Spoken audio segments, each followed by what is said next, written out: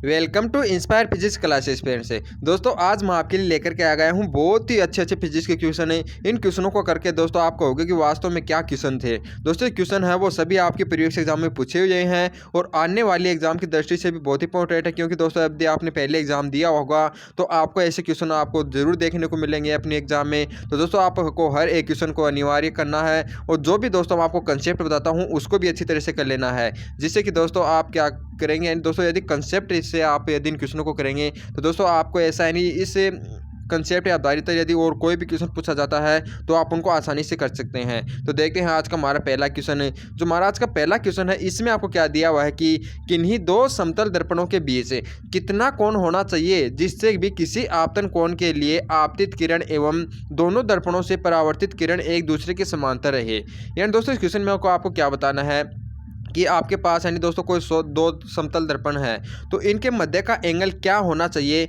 जिससे कि दोस्तों मान लो कोई भी किरण इस पर आपतित कराई जाती है तो इन दोनों दर्पणों से परावर्तन के बाद वो यानी पहले आपतित किरण के समांतर निकल जाए। तो दोस्तों यदि ऐसी यानी कंडीशन के लिए आपको बताना कि इन दोनों के मध्य कोण हमें क्या रखना होगा। तो दोस्तों याद रखना कोई भी हमारे जो समतल दर्पण है उसके मध्य कोण यदि थीटा हो तो दोस्तों हमारी आपतित किरण एवं परावर्तित किरण के मध्य का दोस्तों ये जो विचलन कोण होता है इसका फॉर्मूला आपको पता होना चाहिए। जो विचलन कोण का जो फॉर्मूला होता है वो 360 माइनस के 2 थीटा होता है।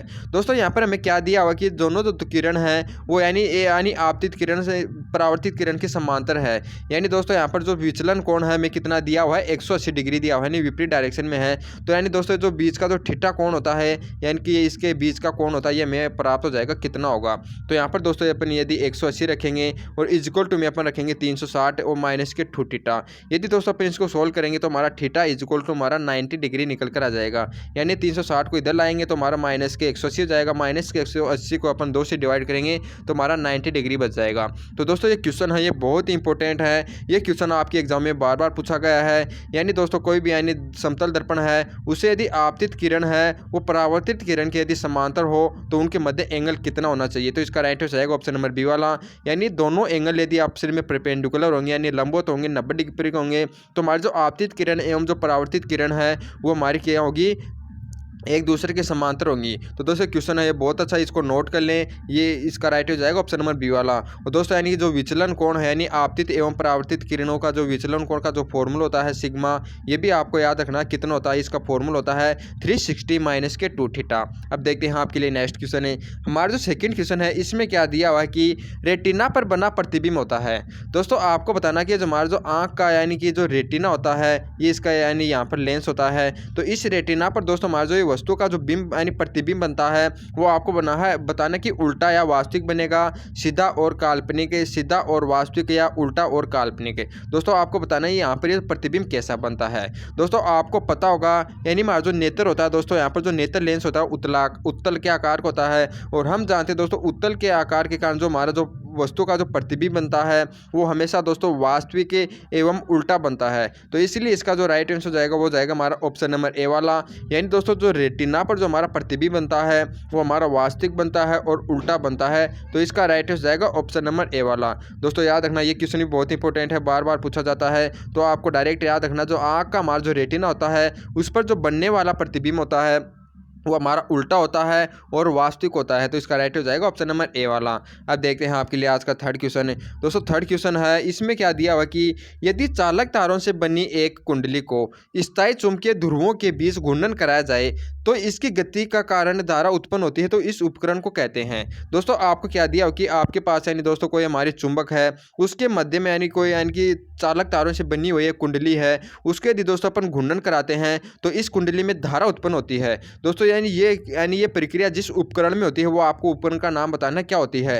ये विद्युत मोटर होती है या विद्युत जनरेटर होती है या एक विद्युत चुंबक है या उपरोक्त सभी। दोस्तों इसका जो राइट आंसर हो जाएगा वो जाएगा ऑप्शन नंबर बी वाला। क्योंकि दोस्तों हम जानते हैं हमारी जो विद्युत मोटर होती है उसके अंदर तो क्या होता है जैसे हमारा जो पंखा होता है, कूलर की मोटर होती है, ये दोस्तों हमारे विद्युत मोटर में आते हैं। इसके अंदर क्या करते हैं कि दोस्तों हमारा इसके अंदर अपन धारा देते हैं और दोस्तों यानी कि धारा देने के कारण बाद में यानी जो हमारी विद्युत ऊर्जा है वो किस में बदलती है, मेरी यांत्रिक ऊर्जा में, यानी ये हमारा घूमने लग जाता है। लेकिन यहाँ पर अपन क्या कर रहे हैं दोस्तों, यानी पहले उसको घुमा रहे हैं फिर धारा उत्पन्न कर रहे हैं। यानी दोस्तों हमारा जनरेटर होता है उसके अंदर यानी दोस्तों हमारा जो कोयल अपन घुमाते हैं और उसको घुमाने के बाद दोस्तों विद्युत उत्पन्न होती है। तो इसके कारण दोस्तों ये होता है हमारा एक विद्युत जनरेटर। दोस्तों याद रखना, हमारी जो विद्युत मोटर होती है उसके अंदर तो क्या होता है कि अपन विद्युत देते हैं और हमारी यांत्रिक ऊर्जा में परिवर्तित हो जाती है। लेकिन जो जनरेटर होता है उसके अंदर क्या होता है कि जनरेटर के अंदर दोस्तों अपन हमारी जो यांत्रिक ऊर्जा है उससे अपन विद्युत उत्पन्न करते हैं। तो यानी आप क्या कर रहे हैं, हमारी कुंडली को अपन घुमा रहे हैं पहले, यानी यांत्रिक ऊर्जा करा रहे हैं, उसके बाद यानी दोस्तों इसमें धारा उत्पन्न हो रही है, यानी यांत्रिक ऊर्जा को अपन क्या किस में बदल रहे हैं, विद्युत ऊर्जा में। तो ये हमारा होता है एक विद्युत जनरेटर में। तो इसका राइट हो जाएगा ऑप्शन नंबर बी वाला। अब आपके लिए नेक्स्ट क्वेश्चन है दोस्तों, आपके लिए जो फोर्थ क्वेश्चन है ये भी बहुत अच्छा, देख लीजिए दोस्तों कितनी एग्जाम में पूछा हुआ है। यदि आप ऐसे क्वेश्चनों को स्किप करेंगे दोस्तों कैसे होगा। तो इसका जो अच्छा इस क्वेश्चन को अपन देखते हैं, बहुत ही अच्छा है, यानी दोस्तों आपके एग्जाम में बार बार पूछा गया है ये। इसमें क्या दिया है कि एक विद्युत बल्ब को 60 डिग्री पर झुके हुए दो समतल दर्पणों के बीच रखा गया है। इस बल्ब के कितने प्रतिबिंब बनेंगे। दोस्तों आपको बताना कि आपको यानी 60 डिग्री पर दोस्तों कोई दो समतल दर्पण है वो झुके हुए हैं और इनके बीच में दोस्तों हमारा कोई एक यानी बल्ब है। तो आपको बताना कि इस बल्ब के कितने प्रतिबिंब बनेंगे। तो दोस्तों याद रखना इसके लिए एक फॉर्मूला होता है, यानी दोस्तों कोई भी यानी थीटा कोण पर दो समतल दर्पण रखे हुए हैं, इसके मध्य में कोई प्रतिबिंब यानी बिंब रखा हुआ है, तो इसके प्रतिबिंबों की संख्या होती है दोस्तों n का मान, वो अपन कैसे निकालते हैं वो आपको बता देता हूं। दोस्तों सबसे पहले अपन 360 को अपन थीटा से डिवाइड करते हैं। यदि इसका मान दोस्तों हमारा सम संख्या प्राप्त हो जाता है तो हमारी जो प्रतिबिंब की संख्या होती है दोस्तों याद रखना 360 बटे थीटा माइनस के 1 होती है। यदि दोस्तों इसका मान आपको विषम मान प्राप्त हो जाता है, यानी 360 को यदि अपन इसके मध्य का जो एंगल है उससे डिवाइड करेंगे और इसका मान यदि हमें विषम प्राप्त हो जाता है तो हमारी जो दोस्तों प्रतिबिंब की संख्या होगी वो हमारी वही हो जाएगी, यानी 360 बटे थीटा। अब अपन इस क्वेश्चन में करते हैं, इसमें क्या दिया हुआ है, इसमें हमें दिया हो कि जो दर्पणों के मध्य कोण हो कितना हो 60 डिग्री है।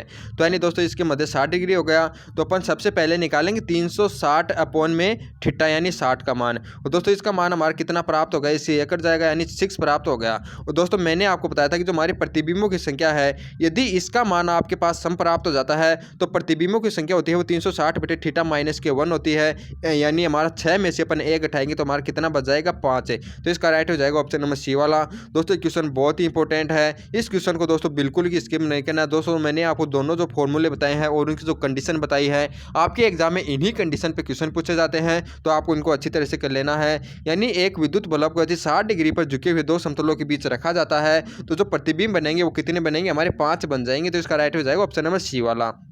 अब देखते हैं आपके लिए पांचवा क्वेश्चन है। हमारा जो पांचवा क्वेश्चन है इसमें क्या दिया हुआ है कि प्रेरण कुंडली किस सिद्धांत पर कार्य करती है। दोस्तों आपको बतानी है हमारी जो प्रेरण कुंडली है ना दोस्तों, प्रेरण कुंडली किस सिद्धांत पर कार्य करती है। तो इसका राइट हो जाएगा ऑप्शन नंबर बी वाला। दोस्तों याद रखना प्रेरण कुंडली होती है वो अन्योन्य प्रेरण के सिद्धांत पर कार्य करती है, तो इसका राइट हो जाएगा ऑप्शन नंबर बी। अब देखते हैं आपके लिए नेक्स्ट क्वेश्चन है। हमारा जो नेक्स्ट क्वेश्चन है यानी छठवां क्वेश्चन है, सिक्स्थ क्वेश्चन में दोस्तों आपको क्या दिया हुआ है कि एक ट्रांसफार्मर की प्राथमिक एवं द्वितीय कुंडलियों में फेरों की संख्या 5 व 4 है। यदि प्राथमिक कुंडली पर 240 वोल्ट लगाया जाता है तो प्राथमिक एवं द्वितीय कुंडली में धाराओं का अनुपात निकालना है। दोस्तों आपको क्या दिया हुआ कि कोई दो कुंडलियाँ हैं, यानी एक ट्रांसफार्मर है दोस्तों, इसकी जो प्राथमिक कुंडली है द्वितीय कुंडली है, इसमें फेरों की संख्या वो आपको क्रमशः 5 एवं 4 दी हुई है। तो आपको बताना कि इस कुंडली में जो धाराओं का जो अनुपात होगा, यानी प्राथमिक एवं द्वितीय कुंडली में जो धाराओं का अनुपात होगा वो कितना होगा। तो दोस्तों याद रखना जो ट्रांसफार्मर के लिए दोस्तों आपको ये यानी अनुपात होता है, यानी दोस्तों हमारा जो हमारा सेकेंडरी कोयल में जो फेरों की संख्या होती है और जो प्राइमरी कुंडली में जो फेरों की संख्या, इनका जो अनुपात दोस्तों इक्वल होता है वो IP अपॉन में IS होता है। यानी प्राथमिक कुंडली में यानी प्राइमरी कुंडली में प्राप्त धारा अपॉन सेकेंडरी कुंडली में जो धारा होती है उन दोनों का जो अनुपात होता है वो NS अपॉन में FP होता है। और दोस्तों कई बार इनका जो वोल्टेज में भी संबंध होता है, जो वोल्टेज होता है हमारा होता है VS अपॉन में VP। दोस्तों ये जो तीनों अनुपात वो आपको याद रखने हैं, यानी दोस्तों हमारा जो NS और NP का जो अनुपात होता है वो IP और IS के बराबर होता है और ये बराबर होता है IVS अपॉन में VP की। तो दोस्तों यहाँ पर हमें क्या दिया हुआ कि फेरों में संख्या जो अनुपात है वो हमें दिया हुआ है और हमें इनकी प्राथमिक एवं द्वितीयक धाराओं में जो अनुपात है वो हमें निकालना है। तो यहाँ से दोस्तों हमारा जो प्राथमिक कुंडली में धारा एवं जो सेकेंडरी कुंडली में यानी द्वितीय कुंडली में धारा है उसका जो अनुपात हो जाएगा वो सेकेंडरी कुंडली में फेरों की संख्या अपॉन में प्राथमिक कोयल में फेरों की संख्या के बराबर। तो दोस्तों सेकेंडरी के कोयल में यानी द्वितीय कोयल में हमारे फेरों की संख्या 4 है और प्राइमरी में के अंदर कितनी है 5 5। तो दोस्तों इस प्रकार से IP एवं IS का मान हमारा कितना हो जाएगा 4/5, तो यानी 4:5। तो इसका राइट हो जाएगा ऑप्शन नंबर ए वाला। यानी दोस्तों हमारे जो ट्रांसफार्मर की जो प्राथमिक एवं द्वितीय कुंडली में फेरों की संख्या का जो अनुपात यदि 5:4 है, तो इसमें जो धाराओं का अनुपात है दोस्तों हमारा 4:5 हो जाएगा। इसका राइट हो जाएगा ऑप्शन नंबर बी वाला। दोस्तों जो मैंने आपको तीनों अनुपात बताए हैं, आप इनको नोट कर लें। इन्हीं में से दोस्तों लगभग आपका जो न्यूमेरिकल टाइप का जो क्वेश्चन होता है वो यहीं से फंस जाता है। अन्यथा दोस्तों इससे थ्योरेटिकल क्वेश्चन पूछे जाते हैं, वो मैं आपको टॉप चैप्टर वाइज करा ही रहा हूँ। अब देखते हैं आपके लिए नेक्स्ट क्वेश्चन है। हमारा जो 7वां क्वेश्चन है, इसमें क्या दिया हुआ है कि किसी वस्तु पर एक नियत परिणाम का बल आरोपित है जो हमेशा वस्तु के वेग के लंबवत है, तो वस्तु के एक समतल गति कर रही है, तो इसे स्पष्ट है कि, यानी दोस्तों आपको क्या दिया कि आपके पास कोई एक कण है वो यानी गति कर रहा है। दोस्तों इस पर जो फोर्स लगता है वो हमेशा इसकी जो वेलोसिटी की डायरेक्शन है उसके परपेंडिकुलर लगता है। तो और दोस्तों ये हमारी जो ये गति यानी कण है वो एक समतल में गति कर रहा है। तो आपको बताना है कि इससे स्पष्ट क्या है कि इसका दोस्तों वेग हमेशा नियत रहेगा, या इसका त्वरण नियत रहेगा, या इसकी गतिज ऊर्जा नियत रहेगी, या एक सरल रेखा में गति करेगा। दोस्तों इस क्वेश्चन का राइट आंसर आप दो प्रकार से देख सकते हैं। एक प्रकार तो ये है कि दोस्तों अपन जानते हैं यहाँ पर जो फोर्स लग रहा है दोस्तों यानी वेलोसिटी के परपेंडिकुलर लग रहा है, और हम जानते हैं दोस्तों हमारा जो डिस्प्लेसमेंट होता है, विस्थापन होता है, वो वेलोसिटी की डायरेक्शन में होता है। तो यहाँ पर अपन देखते हैं कि दोस्तों हमारा जो विस्थापन है एवं दोस्तों हमारा जो फोर्स है वो दोनों एक दूसरे के परपेंडिकुलर है। तो यहाँ पर दोस्तों जो किया गया कार्य का मान होगा वो हमारा 0 होगा।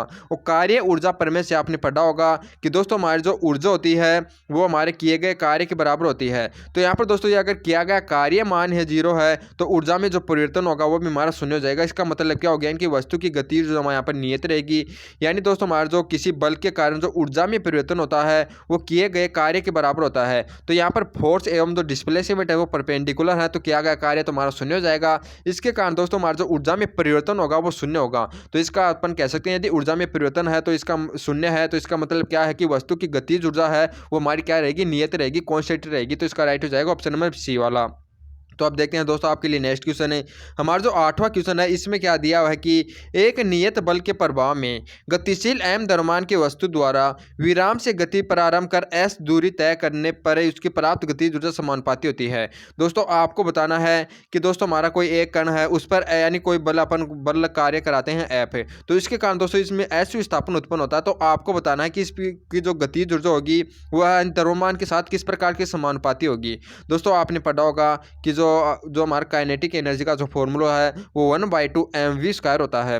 तो कई बच्चे क्या करेंगे दोस्तों, यहाँ पर m आ रहा है जिसके कारण काइनेटिक ऊर्जा हमारे द्रव्यमान की समानुपाती होगी। इसका राइट कर देंगे ऑप्शन नंबर ए वाला, यानी बी वाला दोस्तों आपका यहीं पर गलत हो जाएगा, क्योंकि दोस्तों इसका एक फॉर्मूला होता है यानी ऊर्जा का यानी बल गुना विस्थापन। तो यहाँ पर दोस्तों हमारा बल का मान भी कॉन्स्टेंट है और एफ का मान भी कॉन्स्टेंट है। तो दोस्तों इसके लिए ये दुबानी फॉर्मूला कार्य करेगा, और इस फॉर्मूले के अनुसार दोस्तों यह द्रव्यमान पर डिपेंड नहीं करेगी, क्योंकि दोस्तों हमारी जो यदि बल भी कांस्टेंट है, एस भी विस्थापन, यानी दोस्तों जो कण बल लगा रहा है वो एक नियत बल लगा रहा है, यानी एक नियत बल है, और उसके अंदर जो विस्थापन है दोस्तों वो भी हमें दिया हुआ है नियत यानी एस है। तो इन दोनों का मान यदि समान है तो दोस्तों काइनेटिक एनर्जी का मान इस पर डिपेंड करेगा, यानी दोस्तों इसका मान हमारा कांस्टेंट रहेगा। यानी यहाँ से क्या करेंगे, यदि अपन द्रव्यमान को अपन चेंज करेंगे तो दोस्तों हमारी वेलोसिटी का मान चेंज हो जाएगा, यानी कि इन दोनों का कांस्टेंट हमारा क्या रहेगा, मल्टीप्लाई कांस्टेंट रहेगा। तो यहाँ से दोस्तों हमारी जो गतिज ऊर्जा होगी वो द्रव्यमान पर डिपेंड नहीं करेगी, बल्कि दोस्तों हमारा जो वेग स्क्वायर हो जाएगा वो हमारा व्युत्क्रमानुपाती हो जाएगा m के। यानी दोस्तों हमारा f एवं दोनों कांस्टेंट है, तो यहाँ पर यदि दोनों नियत रहते हैं तो दोस्तों इसके लिए फॉर्मूला काम में नहीं लिया जाएगा। यहाँ पर यदि अपन द्रव्यमान को चेंज करेंगे तो हमारा वेग चेंज हो जाएगा, यदि वेग को चेंज करेंगे तो द्रव्यमान चेंज हो जाएगा। तो इस प्रकार से इस क्वेश्चन का राइट हो जाएगा ऑप्शन नंबर ए वाला। यानी दोस्तों हमारी जो यदि एक नियत बल लगाया जाता है और वस्तु s दूरी तय करती है तो प्राप्त गतिज ऊर्जा होती है दोस्तों वह m0 के समानुपाती होगी, यानी m पर निर्भर नहीं करेगी, इसका मान होता है 1।